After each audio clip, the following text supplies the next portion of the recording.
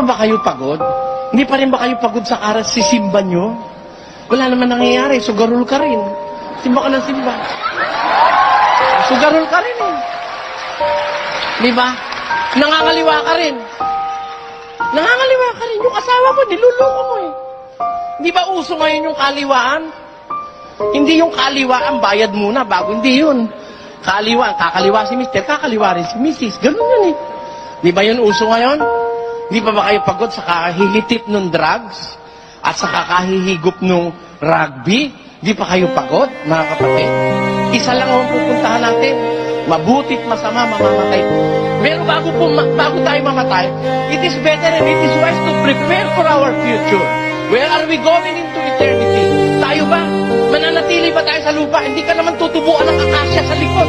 Pag nakasitenta ka ngayon, swerte ka na. Di ba kapatid mo? Pagka nakasitenta ka, swerte ka. Eh ngayon yung 30 lang yung naninigas na eh. Kaya ako nananawagan sa mga kababayan Pilipino, hindi pa po huli.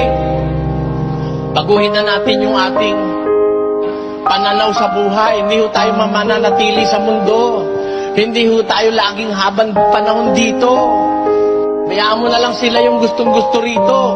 Aalis tayo rito. And before we leave, we have to prepare for our destiny in eternity. Meron po tayong dalawang hinaharap.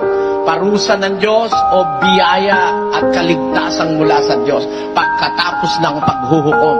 Inevitable po yan, mga kapatid. Di maiwasan yan. Maniwala ka't hindi, may Diyos. Sino